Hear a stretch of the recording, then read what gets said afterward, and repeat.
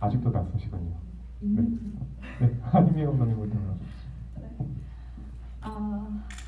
그 이거 찍을 당시에 되게 이제 졸업을 앞두고 있었는데요. 졸업하기 전에 한 번은 마지막 영화가 될 수도 있다는 생각을 했고, 그래서 그 전에 한 번에 저희 오빠에 대한 얘기를 꼭 써보고 싶다는 생각을 했었어요. 그래서 저 영화가 좀 되게 자전적인 이야기가 있고요.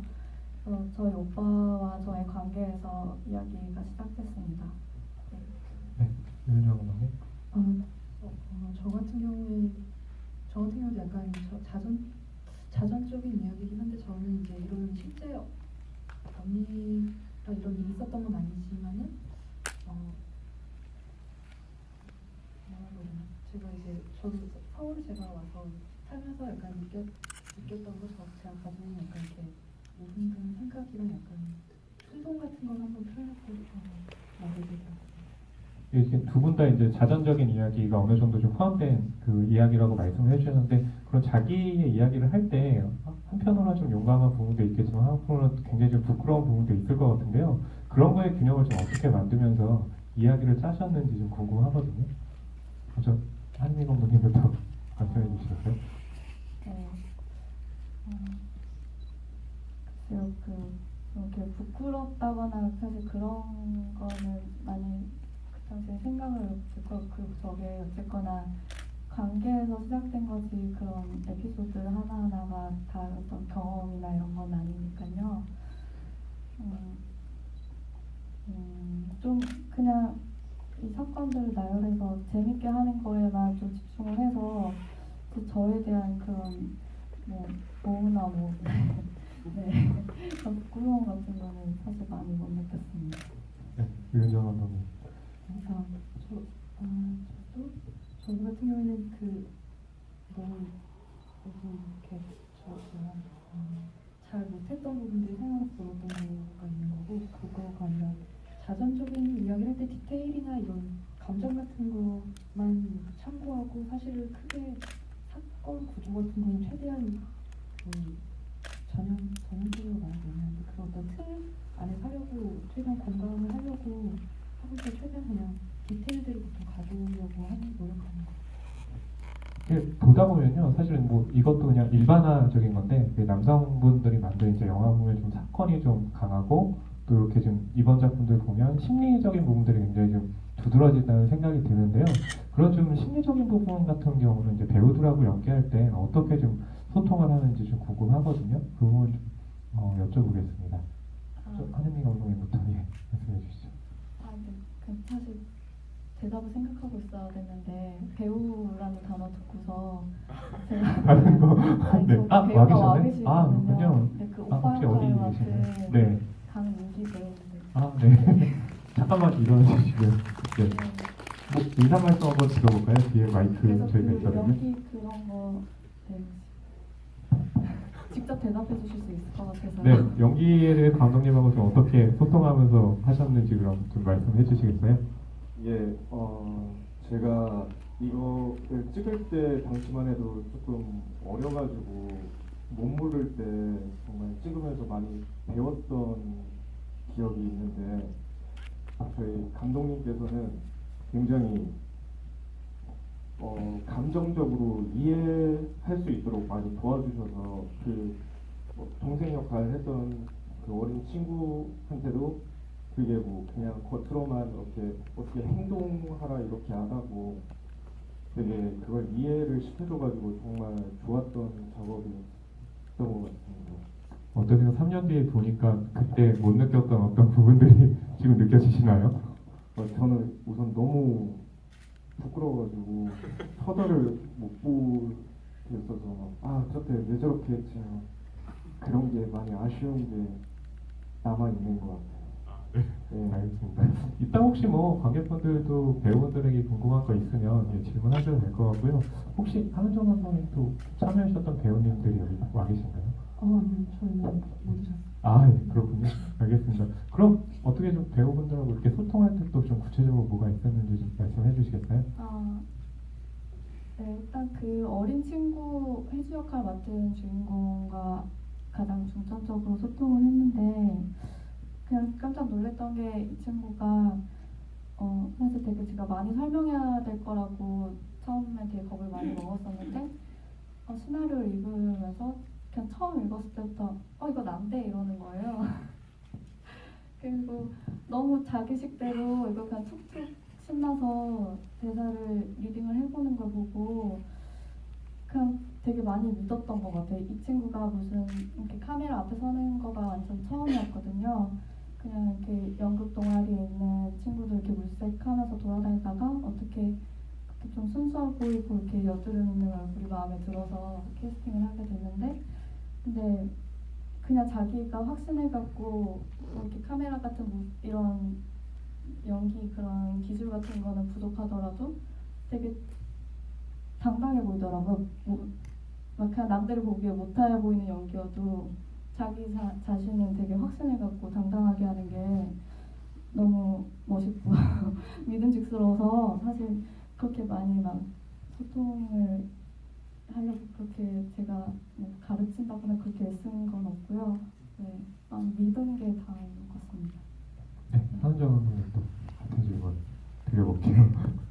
저 같은 경우에는 거의 이제 저랑 비슷한 또는 조금 더 나이가 많은 배우님들이어서 그 동생 역 하셨던 분이랑 언니 역 하셨던 분이랑 저랑 이렇게 셋이 만나서 이런저런 경험담 이야기들을 하면서 최대한 그 상상할 수 있을 때 비슷할 거라고 상상되는 감정을 가지고서 연기를 이렇게 해주십사 많이 부탁드렸던 것 같아요. 네, 알겠습니다. 예, 그럼 관객분들 질문 받아보도록 하겠습니다. 손을 들어주면요, 저희가 마이크 가져다 드리겠습니다. 예, 이쪽에 계신 분 질문 받아보겠습니다.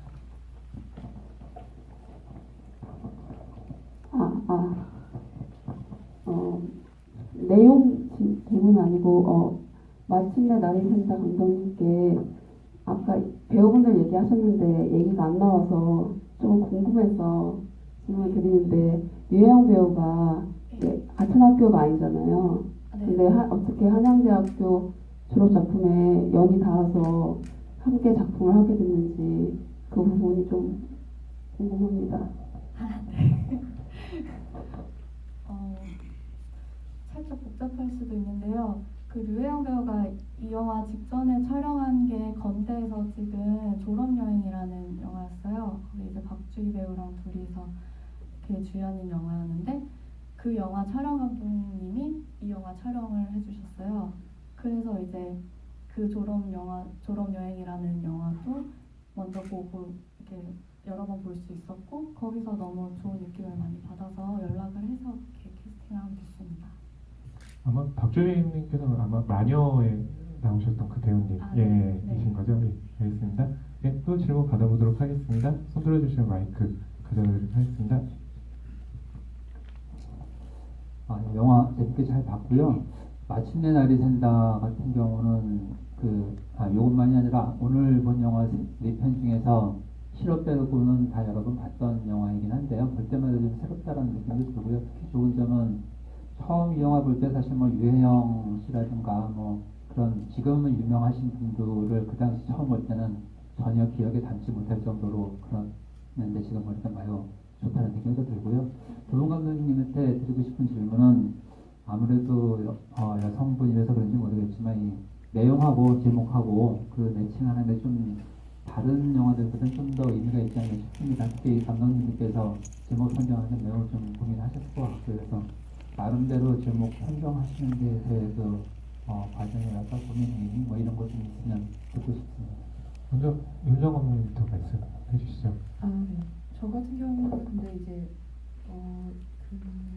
이야기를 쓰기 전에 좀 어떤 답답함 이런 충동 같은 거에 대한 이야기를 해봐야겠다라고 생각을 해서 사실은 실화라는 제목을 먼저 짓고서 이야기를 좀 발전시킨 경우였어요. 그래서 그 제목이 가진 뉘앙스를 기억하고 이야기를 써야지라고 생각하면서 작업했던 것 같아요. 네, 저는 사실 시나리오 쓰고서도 이제 제목을 한참 동안 못 붙이고 있다가요. 이 영화 에피소드 중에서 어떤 명확한 단어나 그런 거를 뽑아내기가 어렵다고 생각이 됐어요. 그래서 사실 되게 오래전에 헌책방에서 이렇게 구입한 아동도서가 몇 권 있었는데요. 그 중에 제목이 마침내 날이 샌다라는 책이 있었어요. 근데 그거를 한번 그게 그냥 눈에 들어오더라고요. 그거 작업을 하고 있는데요. 그래서 펼쳐보니까 그 내용이 아빠가 군인인데 전쟁에 나가셨고 그래서 어린 소녀가 뭔가 서술하는 이야기인 거예요. 그래서 제 영화의 그런 나레이션을 보시면 알겠지만 그 영화 속에 그런 아버지의 부재를 보시면 아시겠지만 일단 아버지가 등장하지 않는데 근데 이 아이의 어떤 그런 가치관이나 무슨 뭐 습관이나 이런 것들에 굉장히 큰 영향을 끼치고 계시거든요. 그래서 그 책이랑 괜히 뭔가 되게 다른 시대고 그렇지만 뭔가 연결돼 있는 그때 그런 느낌을 받아서 그냥 덥석 가져와서 붙였습니다. 네. 네, 그리고 제가 윤정원 선생님께 여쭤보는데 아까 이제 그 한임희 감독님께서 배우 관련해서 얘기를 해주셨는데, 예, 그 실러 같은 경우는 좀 어떠셨나요? 어떤 좀 중점을 두고 이렇게 배우님들 좀 캐스팅을 하셨고 아까 또 경험담들을 이야기하면서 이제 말씀하셨다고 하는데요. 또 그런 것들은 또 이야기에 또 어떻게 반영이 됐는지도 궁금하거든요. 저 작업이 조금 빠른 시간 내에 이루어져야 되는 작업이었어서 따로 이렇게 배우님들을 뭔가 이렇게 공지나 오디션을 통해서 하지 못했고 제가 예전에 배웠을 때 좋았고 이 영화에 어울릴 것 같다는 생각으로 직접 연락을 드려서 캐스팅을 했었고 두 분 같은 경우에 그리고 경험담이 이야기에는 많이 큰 틀에는 많이 영향을 못 줬는데 그냥 그 감정 같은 걸 잡을 때 그런 때 도움을 많이 주셨던 것 같아요. 네, 알겠습니다. 예, 또 질문 받아보도록 하겠습니다. 손 들어주시면 마이크 가져다 드리도록 하겠습니다. 네, 그러면 제가 그럼 몇 가지 좀 더 질문 드리면 혹시 그동안 이제 궁금하신 거 있으면 예, 손 들어주시면 될 것 같습니다. 예, 이렇게 굉장히 좀 오랜만에 보시면서 부끄럽다 말씀도 해주시곤 했는데 아마 이렇게 보시면서도 지금이었으면 이 장면 같은 경우 좀 어떻게 연출했겠다 이런 부분들도 좀 있을 것 같은데요. 보시면서 좀 어떠셨어요? 한임희 감독님부터 네, 말씀해 주시겠어요? 네, 사실 저게 한 번 보면은 이해가 안 되는 거가 좋거나 그래서가 아니라 사실 잘 왜 못 그러세요? 찍은 부분이 있어서 그런 게 너무 잘 보이더라고요. 그래서 뭐 만약에 이 여자애가 뭐 돈을 훔치는 과정이라던가 아니면은 여자애가 그 동경하는 오빠의 여자친구의 그 옷을 냄새를 맡고서 그래서 이제 그 채팅남을 만나서 그 비슷한 옷을 구매하고 사실 이런 것들이 차곡차곡 친절하게 전달이 되면 좀 더 이해가 감정적으로 잘 되셨을 것 같은데 그런 것들이 좀 사적으로나 되게 많이 부족한 걸 보이더라고요. 네, 그런 게 아쉬웠습니다. 정보 전달. 네. 네, 윤정원 감독님. 저도 앞에 세 작품들이 너무 좋고 너무 이게 어떤 섬세한 감정 같은 것들 너무 잘 다룬 것보다가 제 작품은 너무 단순하고 대사 같은 게 뭐랄까 이렇게 사람들이 일상에 사는 말 같지가 않다는 생각을 좀 하면서 그래서 좀 부끄럽다고 느꼈던 것 같아요. 근데 단순한 걸 사실 저는 보면서 궁금했던 게 이제 그 동생이 느끼는 감정이 뭐 언니에 대한 좀 질투인가 아니면 서울에 와서 뭐 잘 안 풀리는 어떤 그런 것들에 대한 스트레스인가 굉장히 좀 여러 가지 지점에서 감정을 좀 해석할 수 있다는 생각이 들었거든요. 어떤 좀 감독님 뭐 촬영을 하실 때는 좀 그 감정이라는 게 어떤 건지 좀 생각을 하셨나요? 후자로 얘기해 주시는 게 약간 제가 가지고 있던 큰 기조였던 것 같아요. 그러니까 그렇군요. 여러 가지 상황 공부를 해야 되는 건 알겠는데 하기 싫고 그 언니랑 같이 서울에서 사는 게 너무 엄청 재밌을 줄 알았는데 그냥 단지하방에 있어야 되고 이런 것들. 그럼 한임희 감독님 그 첫 장면 같은 경우 이제 그 아버지가 하신 말씀 있잖아요. 뭐 이렇게 자연을 많이 보고 아니면 또 멀리 보고 이런 것들이 사실은 좀 어떻게 연결해야 될지 좀 궁금하기도 했거든요. 그때 보면서는 이 제목하고 연결하면서 어떻게 보면 그 주인공이 좀 또 성장하는 그런 모습이기도 한데 그거랑 연결해서 한번 생각해 볼 수도 있지 않나고 한번 해봤는데요. 네. 감독님 같은 경우는 어떤 의도가 좀 반영이 돼 있었었나요? 그게 다 편집을 해보고 좀 한참 후에 다시 추가 촬영하는 부분이에요. 그러면서 이제 이런 콘서트들을 보다가 쓰게 된 구절인데요. 그게 사실 얘가 좀 이렇게 부모님이 부재한 시간이 많고 제 어머니는 또 같이 산다고 설정을 해놨는데 아버지는 거의 집에 안 계시는 그런 설정이었거든요. 그런데 이제 얘가 힘든 일을 겪었을 때 이 아버지도 어디선가 이렇게 돈을 벌고 그렇게 돌아다니시다가 뭐 과로로 쓰러지셔서 어떤 괴한들한테 뭐 습격을 당했다 이런 걸 들었을 때 이제 얘의 어떤 막막함이랑 이제 아버지에 대한 그런 어떤 걱정과 사랑을 좀 이 영화 안에 에피소드에서는 표현이 안 됐더라도 그래도 좀 앞으로 뒤로 이렇게 수미상관적으로 좀 포장을 해주고 싶었어요. 네, 그래서 그렇게 추가를 하게 됐습니다. 네, 알겠습니다. 혹시 또 궁금한 지점들 있으셨나요? 예, 손 들어주시면 저희가 마이크 가져다 드리겠습니다. 네, 아까 질문해 주셨던 분. 아니 저는 사실 보면서 조금 놀란 게 애들이 초등학생이잖아요.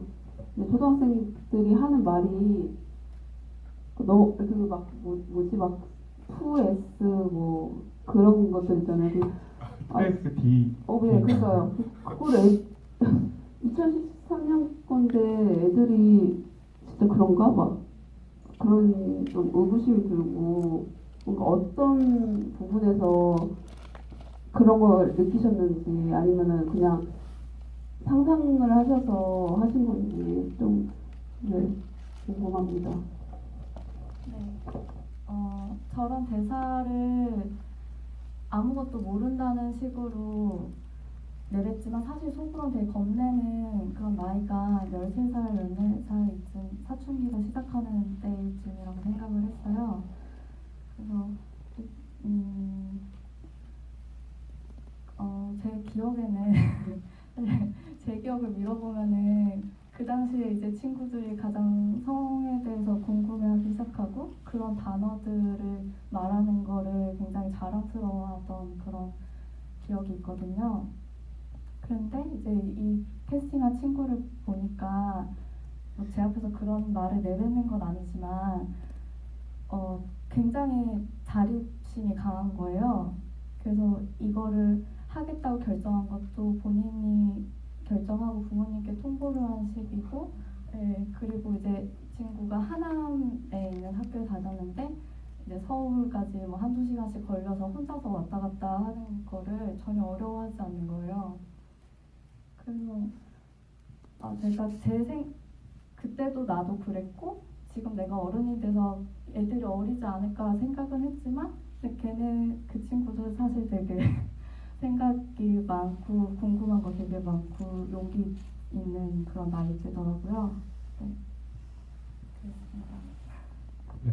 사실 그 배우들 말고 이제 극 중에 나오는 캐릭터 이름들 같은 경우 좀 어떤 기원이 있는지도 궁금하거든요. 그러니까 가령 실화 같은 경우는 그 남자 주인공 이름은 그대로 사용을 하셨더라고요. 그래서 좀 그런 건 또 어떤 좀 이유가 있는지 좀 이름에 관련해 가지고 여쭤볼게요. 먼저 이훈정 감독님부터 말씀해 주시죠. 그 두 여주인공 빼고 그 언니의 남자친구로 나오는 분 같은 경우는 이제 동기 연출자인데 일단 그 전문 배우가 아니기 때문에 그냥 자기 이름이 불리는 게 제일 편할 거라고 생각해서 그냥 본인 이름으로 사용했어요. 두 주인공의 이름 같은 경우는 어떻게 좀 나왔나요, 그럼? 기억이 아직 안 나시나요? 1년 전인데. 그렇구나. 이게 그 민자는 어떻게 정했는지 정확히 기억나는데 아마도 민숙이라는 이름을 먼저 언니 이름을 약간 촌스럽게 지어야지 하고 생각하고 그 다음에 이제 동생 이름을 지었던 것 같아요. 알겠습니다. 마침내 나리생다 같은 경우는 어떠셨나요? 그 주인공 이름은 해주고요. 오빠 이름은 원래는 해구였어요. 여주인공은 여이고 오빠는 아이고. 그래서 뭔가 그 남매로서 통일성이 있는데 사실 뭐 한자나 이런 거는 같은 게 아니고. 그리고 또 이제 오빠 여자친구는 이름은 다혜고. 그래서 그런 주요한 인물들이 이름이 어딘가 닮아 있으면 좋겠다고 생각해서 그렇게 시나리오를 썼었는데요. 이제 소품을 준비하는 과정에서 사실 저기서 빠진 씬이 있는데 그 여자친구랑 이제 오빠랑 둘이서 막 좀 이렇게 꽁기꽁기 이렇게 데이트하는 장면이 있어요. 근데 거기에서 이제 그 강민기 배우님의 교복을 사용했는데 그 명찰을 못 가른 거예요. 그래서 그 해고라고 썼어야 했는데 배우 이름을 쓰게 돼서 결국 다 그냥 그런 거 생각 안 하고 원래 이름으로 했습니다. 대개는 단편 영화들도 보면 그 장면을 버리지 않지 않나요? 버렸다고 하니까 좀 굉장히 좀 생소한데요. 네.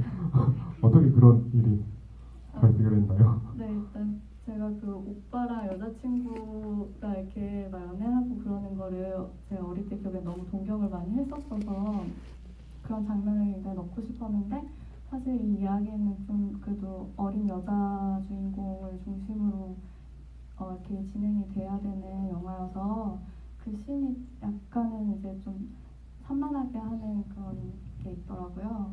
네, 그래서 나중에 정말 빼기 싫었는데 네, 빼게 됐습니다. 윤영 감독님 같은 경우는 어떠셨나요? 그냥 촬영했던 게 다 들어간 건가요? 아니면 좀 이렇게 좀 삭제된 부분도 있었나요? 삭제된 한 신용도 있었던 것 같고 커트들도 좀 많이 처음 구상했던 거랑 많이 바뀌고 이랬던 것 같아요. 좀 어떤 부분이 좀 그렇게 했는지 좀 말씀해 주실 수 있을까요? 저 같은 경우에는 이제 동생이 그 언니 남자친구랑 헤어지고 언니가 일하는 모습을 보고서 집으로 돌아오는 그 장면이 없어졌어요. 혹시 왜 하셨나요? 일단 제대로 못 찍어서 그 장면이 크게 기능을 못하게 되어가지고 컸던 것 같습니다. 네, 알겠습니다. 예, 혹시 질문 하나 정도 좀 더 받을 시간 있는데요. 예, 혹시 네 이쪽에 질문 받아보겠습니다. 옆에 마이크 있습니다.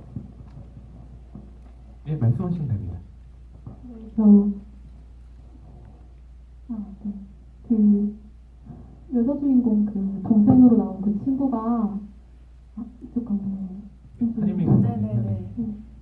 친구가 원래 그 로맨스라는 네. 친구를 채팅에서 만났을 때는 되게 먼저 더 적극적으로 뭔가 감정을 표현을 했잖아요. 네. 쪽지도 더 많이 보내고 그랬는데 저는 한 번 만난 뒤에 두 번째 만날 때는 약간 겁먹은 듯이 그냥 돈만 주고 떠나는 그런 감정이 일단 이해가 안 됐거든요.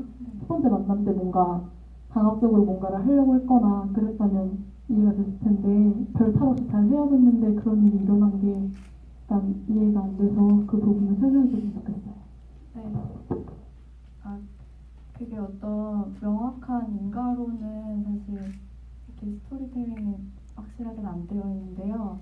제 생각에는 그 이제 첫 번째 만났을 때 옷을 이렇게 입었는데 가디건을 사줘서 옷을 입었는데 이제 이렇게 아무 거리낌 없이 그 로맨스조가 머리를 걷어서 목 뒤를 이렇게 만져서 그 택을 떼주는 거가 얘한테 불편했다는 그런 표정을 많이 주고 싶었는데 잘은 못 찍어서 전달이 안 됐을 수도 있고요.